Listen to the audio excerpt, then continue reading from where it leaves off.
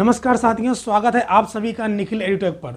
दोस्तों, आज का सेशन बहुत ही इंपॉर्टेंट होने वाला है और इस सेशन में हम पढ़ने वाले हैं आज एनडीपी के बारे में। इसके पहले वाला जो सेशन हमारा हुआ था उस सेशन में हमने आपको जीडीपी के बारे में बताया था। जीडीपी के बारे में जितनी भी टर्मिनोलॉजी है, जितनी भी उसके एक्सप्लेनेशन हो सकते थे, सारे एक्सप्लेनेशन को मैंने लास्ट सेशन में कवर किया हुआ है। अगर आप नहीं देखे हैं तो आप प्लेलिस्ट में जाएँ और वहाँ पर आपको जितने भी इसके पार्ट 1, पार्ट 2, पार्ट 3 सेशन हो चुके हैं उसको आप विजिट कर लीजिए। अगर नहीं किया है तो, अगर किया है तो अच्छी बात है। तो आज आप सीखने वाले हैं एनडीपी के बारे में। हम आज पढ़ेंगे एनडीपी के बारे में, एनडीपी होता क्या है। ठीक है, तो आज हम अपने टॉपिक को स्टार्ट करें उससे पहले मैं आपसे थोड़ा सा बता दूं कि बहुत सारे लोग आप में से ऐसे हैं जिन्होंने हमारे इस चैनल को सब्सक्राइब नहीं किया हुआ है। वो वीडियो को तो देख लेते हैं लेकिन चैनल सब्सक्राइब करना भूल जाते हैं। तो मैं आपसे रिक्वेस्ट करता हूँ, अगर आपको हमारा सेशन अच्छा लगता है, हमारा प्रयास अच्छा लगता है, तो आप एक बगल में ब्लैक का सब्सक्राइब बटन होगा, आप उसको प्रेस कर दीजिए और ऑल पर क्लिक कर लीजिए ताकि हमारे जब भी कोई सेशन अपलोड हो यूट्यूब चैनल पर तो आपको सबसे पहले उसका नोटिफिकेशन मिल जाए। चलिए हम आज अपने सेशन को आगे बढ़ाते हैं और उम्मीद है कि आप ऐसा करेंगे। तो सबसे पहले आज को हमारा जो टॉपिक है वो है एनडीपी। क्या है हमारा टॉपिक? है एनडीपी, जिसका पूरा नाम है नेट डोमेस्टिक प्रोडक्ट। आपका जो टॉपिक है वो है एनडीपी, जिसको बोलते हैं नेट डोमेस्टिक प्रोडक्ट। अब ये समझते हैं कि इसका हिंदी क्या होता है। नेट डोमेस्टिक प्रोडक्ट का मतलब होता है शुद्ध घरेलू उत्पाद। नेट डोमेस्टिक प्रोडक्ट का मतलब होता है शुद्ध घरेलू उत्पाद। यानी जीडीपी में बहुत सारी चीज़ें ऐसी होती हैं जिनमें बहुत सारे डेप्रिसिएशन आते हैं, मतलब कि घिसावट आते हैं, ह्रास आते हैं।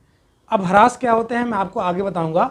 इसके पहले जो आपका एनडीपी होता है उसके कुछ फार्मूले हैं, वो फार्मूला मैं लिख दूं, उसके बाद फिर समझाते हैं कि इसमें डेप्रिसिएशन जो शब्द आएगा उसका क्या मतलब होता है एक्चुअल में। तो आपका जो एनडीपी होता है, एनडीपी का जो फार्मूला होगा एनडीपी का फार्मूला होता है जीडीपी माइनस डेप्रिसिएशन।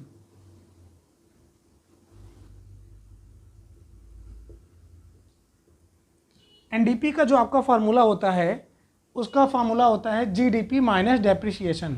यहाँ पर आपको पता है कि जो जीडीपी होती है वो क्या होती है और जो डेप्रिसिएशन होता है इसको अभी हम बता देंगे। तो ध्यान से देखिए, जीडीपी को आप समझ लिए हैं अच्छी तरीके से, जीडीपी का क्या मतलब होता है। बेसिकली यहाँ पर आप सोच रहे हो सकता है कि आपके माइंड में आ गया हो कि एनडीपी का तो फार्मूला बन रहा है, जीडीपी का क्या कोई फार्मूला नहीं है। तो जीडीपी का जो फार्मूला होता है वो बस इतना ही होता है, यानी आप जीडीपी बराबर लिख सकते हो क्यू इंटू पी। यानी एक वित्तीय वर्ष में जितनी भी सभी अंतिम वस्तुएं एवं सेवाएं होती हैं और उनकी प्राइस से अगर हम मल्टीप्लाई कर देंगे तो आपका फाइनेंशियल ईयर का जो जीडीपी होता है वो निकल जाता है। अब रही बात एनडीपी की, तो एनडीपी इक्वल टू होता है जीडीपी माइनस डेप्रिसिएशन। अच्छा, जीडीपी तो आप समझ गए हैं क्या होता है, अब आपको समझना है डेप्रिसिएशन। डेप्रिसिएशन को समझने के लिए मैं आपके सामने एक एग्जाम्पल बता रहा हूँ। उस एग्जाम्पल को अगर आप समझ लिए तो डेप्रिसिएशन भी बहुत समझ जाएंगे। बहुत ही आसान है ये डेप्रिसिएशन समझना। जिसे मान लीजिए कि फ़िलहाल के लिए एक कोचिंग संस्था है। क्या है? एक कोचिंग संस्था है। मान लीजिए कि ये एक कोचिंग संस्था है।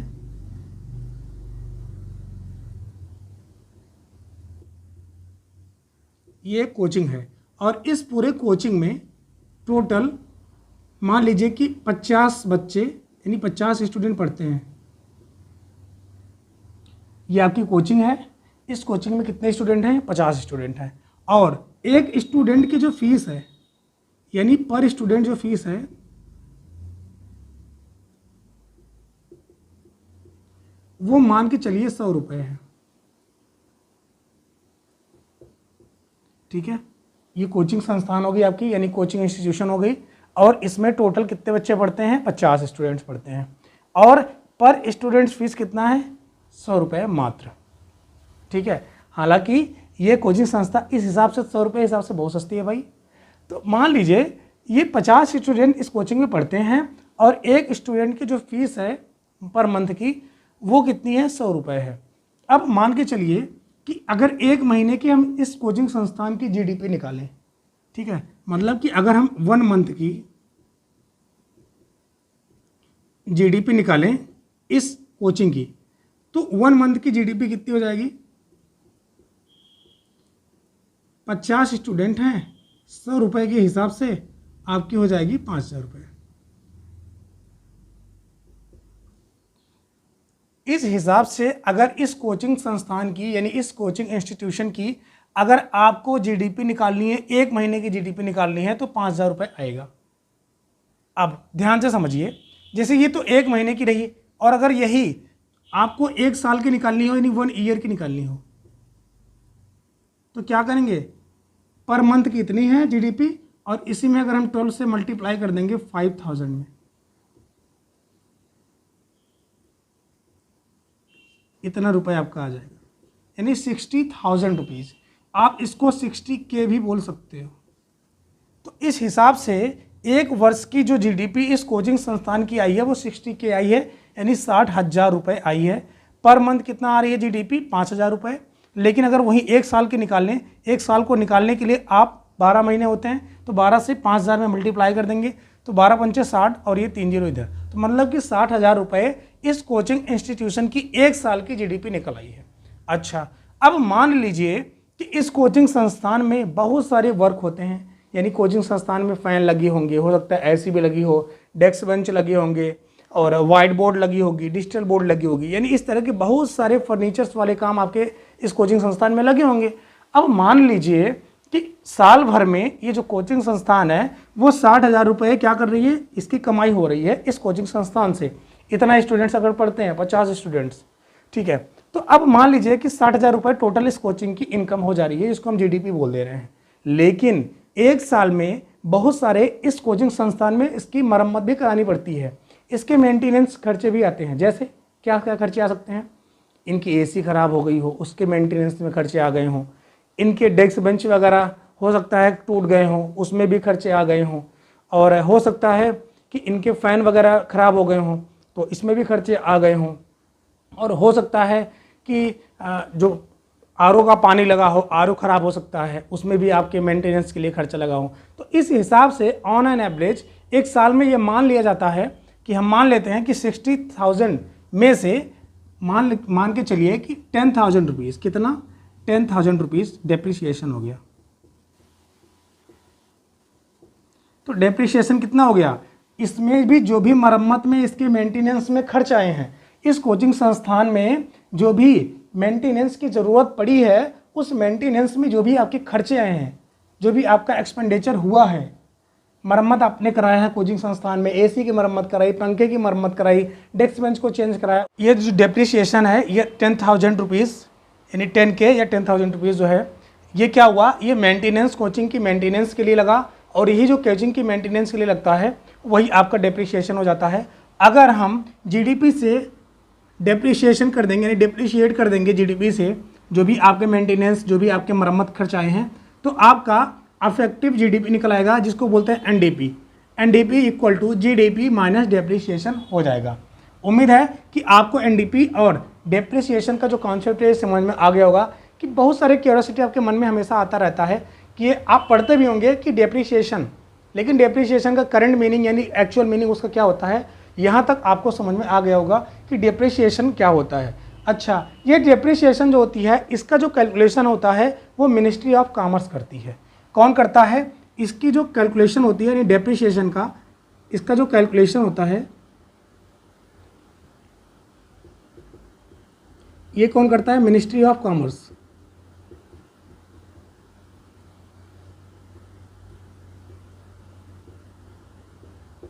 जो आपका डेप्रिसिएशन होता है उसका कैलकुलेशन कौन करता है, मिनिस्ट्री ऑफ कॉमर्स करता है।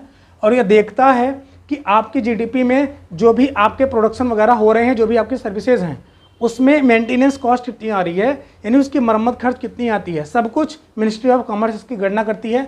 और फिर क्या करती है, जीडीपी में जितना भी इनकम होता है उसमें से जितना भी खर्चे होते हैं मेंटेनेंस वगैरह के, उन सबको माइनस कर देती है, तो आपका एनडीपी की गणना हो जाती है।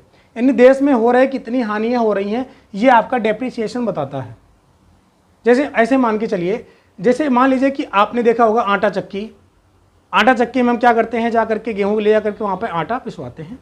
तो क्या करते हैं, गेहूँ को पिसवाने के बाद आटा लेते हैं और आटे की जो मशीन होती है उसमें भी उसकी मरम्मत कॉस्ट आती है। यानी जो भी मशीन चलाने वाला होता है वो क्या करता है कि आटे को निकालता जब है तो उसमें बहुत सारे उसके मंथ में या फिर 15 दिन में या 20 दिन में या 1-2 महीने 4 महीने जब भी उसके मेंटेनेंस में खर्च करता है। जितना वो इनकम जनरेट करता है, मान चलिए 1 महीने में इनकम जनरेट किया, उसमें मरम्मत खर्च भी कर देता है अपनी मशीन पर, उसमें से वो अगर माइनस कर देगा तो उसका जो है इफेक्टिव जीडीपी आ जाएगा, जिसको हम बोलते हैं एनडीपी। ठीक है ना। आप जीडीपी को थोड़े से छोटे से एग्जांपल से भी समझिए और इसी को देश पे इम्प्लीमेंट कर दीजिए तो आपको समझ में बहुत अच्छी तरीके से आ जाएगा। ठीक है ना। और उम्मीद है कि आपको यहाँ तक समझ में आ गया होगा। अब हम बात करते हैं जीएनपी की। किसकी बात करते हैं, आगे हम एनडीपी पढ़ लिए हैं, अब हम पढ़ेंगे जीएनपी। जीएनपी जिसको बोलते हैं ग्रॉस नेशनल प्रोडक्ट, यानी सकल राष्ट्रीय उत्पाद। जीएनपी का फार्मूला क्या होता है, जीएनपी का जो पूरा नाम होता है ग्रॉस नेशनल प्रोडक्ट, यानी सकल राष्ट्रीय उत्पाद। अब इसके हम फार्मूले को देखेंगे कि जीएनपी इक्वल टू क्या होता है। जीएनपी इक्वल होता है जीडीपी यानी plus GDP plus income of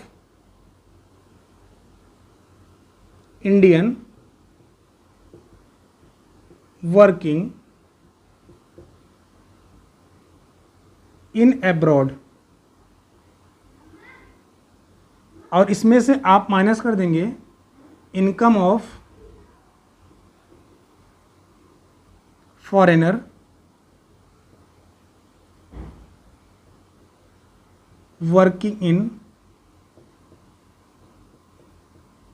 India.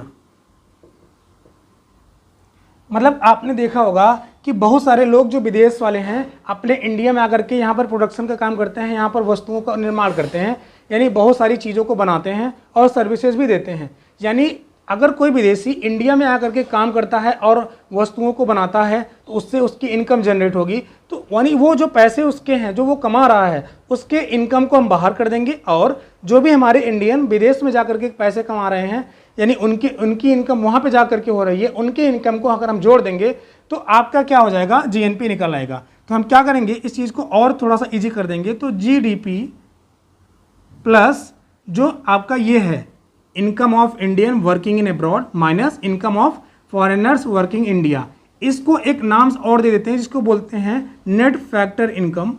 Net factor income from abroad. इसको और सिंपली तरीके से लिखना चाहें तो जीडीपी प्लस एनएफआईए। तो जीएनपी का फॉर्मूला हो जाएगा GNP equal to GDP plus NFIA. ये आपका एक फार्मूला यहाँ पे बन के चला आता है। जो आपका एनएफआईए होता है ये आपका net factor income from abroad होता है, यानी कोई भी विदेशी अगर हमारे यहाँ काम करता है उसके इनकम को हम माइनस कर देंगे, और कोई विदेशी विदेश में क्या करके कमा रहा है यानी इंडियन है तो उसकी इनकम को हम यहाँ प्लस कर लेंगे जीडीपी में, तो आपका जीएनपी निकल आता है। बेसिकली जो आपका एनएफआईए होता है वो इंडिया के जीडीपी के परिप्रेक्ष्य में, यानी अगर हम इंडिया के जीडीपी के संदर्भ में बात करें तो जो आपका एनएफआईए होता है ये निगेटिव होता है, क्योंकि आपको पता है कि इंडिया से बहुत सारे लोग बाहर जा करके पैसे कमा करके इंडिया में वापस भेजते हैं। जैसे आपने देखा होगा कि आपके गांव में, आपके घरों में, आपके पड़ोस में बहुत सारे लोग होंगे ऐसे जो भारत से जा करके विदेश में पैसा कमाते हैं और वहाँ से पैसा इंडिया में भेजते हैं, जिसको बोलते हैं रेमिटेंसेस। वो चीज़ ज़्यादा होती है, यानी बहुत सारे लोग विदेश जा करके इंडिया में पैसे भेजते हैं जिसको बोलते हैं प्राइवेट रेमिटेंसेस, वो आपका ज़्यादा होता है, यानी बहुत सारे लोग जाते हैं और पैसा भेजते हैं। लेकिन वहीं पर इंडिया का जो लोन है, यानी इंडिया जो पैसा लेता है किसी व्यक्ति से, किसी संस्था से उधार लेता है, वो ज़्यादा लेता है, जिसकी वजह से आपका जो एनएफआईए होता है वो आपका निगेटिव होता है। प्लस इंटरेस्ट जो चुकाता है वो भी ज़्यादा इंटरेस्ट देना पड़ता है। लोन ज़्यादा लेगा तो इंटरेस्ट भी ज़्यादा देना होगा। और दूसरी चीज़ इसमें क्या आता है, NFIA में आपका नेट एक्सपोर्ट आता है, यानी इंडिया वो कितना ज़्यादा एक्सपोर्ट करता है और कितना ज़्यादा इंपोर्ट करता है। बेसिकली इंडिया की बात करें तो इंडिया से मैक्सिमम यानी ज़्यादा से ज़्यादा हम क्या करते हैं, इंपोर्ट करते हैं, आयात करते हैं, एक्सपोर्ट बहुत कम करते हैं। इसीलिए आपका जो इंडिया का NFIA होता है वो निगेटिव होता है। उम्मीद है कि जो आपका GNP होगा, अगर ये NFIA आपका हमेशा निगेटिव ही होगा यानी नकारात्मक ही होगा, तो क्या होगा कि आपका जो GNP होगा वो हमेशा कम ही होगा GDP की तुलना में। इसलिए चूंकि आपका NFIA क्या होता है, ऑलवेज निगेटिव होता है। NFIA क्या होता है, NFIA ये आपका हमेशा निगेटिव होने की वजह से आपका जो GNP होता है वो लेस होता है GDP की तुलना में। ठीक है, GNP क्या होता है, ये कम होगा आपका GDP की तुलना में। अगर कोई आपसे ये पूछे कि बताइए कि क्या GNP बड़ा है या GDP, तो आप बोल सकते हैं यहाँ पर GDP बड़ा होता है GNP से। ऐसा क्यों होता है, क्योंकि आप ये समझा सकते हैं कि आपका जो NFIA होता है ये लगभग निगेटिव में आता है, इसीलिए आपका जो GNP होता है ये कम होता है। इसके नेक्स्ट सेशन में आएंगे, इसके आगे की बात करेंगे। इस सेशन अगर अच्छा लगा हो तो थम्स अप करना ना भूलें। मिलते हैं किसी और अच्छे टॉपिक के साथ, तब तक के लिए अपना ख्याल रखिए। धन्यवाद।